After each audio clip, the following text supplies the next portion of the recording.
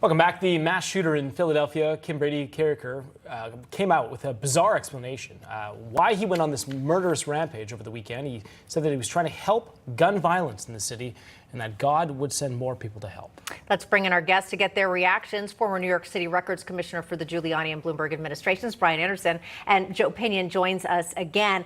Brian, great to see you and have you back on set. It's been a little while. Always great to have you in the house. We talk to you a lot about crime in our American cities. Of course, you have a lot of experience here specifically in New York City. But more and more we're seeing the people who commit those crimes either have excuses made for them, or if they happen to be transgender or otherwise, saying, well, hang on a minute, they must have had a lot of problems assimilating into society. Now, we've heard differing reports that this Kimbrady Carricker was not trans, but occasionally would cross-dress, which is completely fine. But then all of a sudden he's saying, oh, wait, I just wanted to help the police.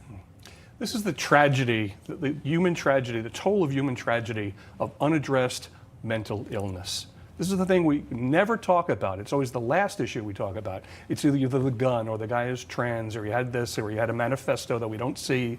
These are not the issues. This is the issue of unaddressed mental illness. We pay a lot of taxes to get people like this help, and we're not doing it. And this is what we're seeing as a result. And it's very sad. We went through this in New York City. We're back at it again, apparently. But it's happening in a lot of the major cities in the United States. Yeah. Joe, what do you make of the case in Philadelphia, but also some of the other mass shootings that we saw over the last few days? I think, first and foremost, anyone that pulls out a weapon and starts mowing down innocent people is not in their right mind. And so I think we try to rationalize irrational behavior all the time in this conversation. Beyond that, I think, again, when we sit here and have this broad-based conversation about whether it's a person who is a conservative that does a shooting, well, then their politics must be the driver. When it's somebody who is not a conservative, well, then they were just crazy. It had nothing to do with their political aspirations or their political leanings. So I just think that we should focus on the core issues. We have a mental health crisis in this country that we won't spend money to address. We have a poverty problem in this country that we ignore. We have educational deficits that drive the poverty, which leads to the crime. All of these things are actually at the core issue of this. So we don't have a silver bullet to fix it. It's a multifaceted plan that must be put together. There has to be political will in D.C. and at the state level to do it. And the problem is that we have politicians that love to find Band-Aid solutions to the gaping wounds of American society.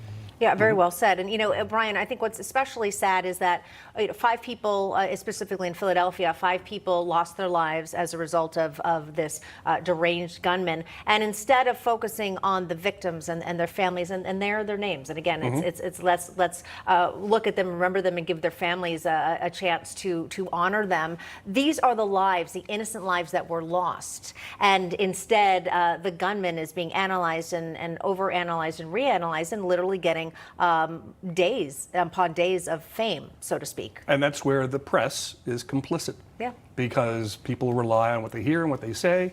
And that's the story as far as they're concerned. They don't even think about the victims anymore. It's just a number. Oh, 7 this time, 9 the next day. Oh, wasn't he this? It doesn't matter. They're not telling the story. You'll very often see the right story here on Newsmax, thankfully. But we're about the only place that addresses these things. And look, the human toll, again, is this fellow that did the shooting as well. He's someone's brother, someone's kid that needed help and never got it. Very well said. This always comes back to politics whenever there's a mass shooting. In fact, the Biden administration released a statement days afterwards and quickly point the finger at Republicans and why they haven't been able to come together on gun issues. Joe, what do you make of that? As you mentioned, there's other factors at play other than bringing in new laws. Well, look, we had Ben and Jerry's trying to effectively slander 4th of July on 4th of July. We had the president, which is a layup for him. It should be just to come out and say, God bless America. Let's celebrate the decency of humanity and exit stage left. And instead, he went on to prattle on about the fact that Republicans have to come to the table with gun regulations to take back the AR-15. So, look, we need serious leadership on this issue. It can't just simply say we have to get rid of the guns. And you you also can't tell Republicans you have no desire to get rid of the guns while you point at New Zealand and say, if they can do it, why can't we? So there is a trust deficit that has been earned because the left wants to be dishonest in how they talk about it. There's also certainly a lot of dishonesty on the right when it comes to this issue. But if we care about saving lives, if we care about securing our children in the schools, if we care about making sure that what happened to those people in Philadelphia never happens again, then let's have a real conversation. We're having false conversations. We're having political conversations,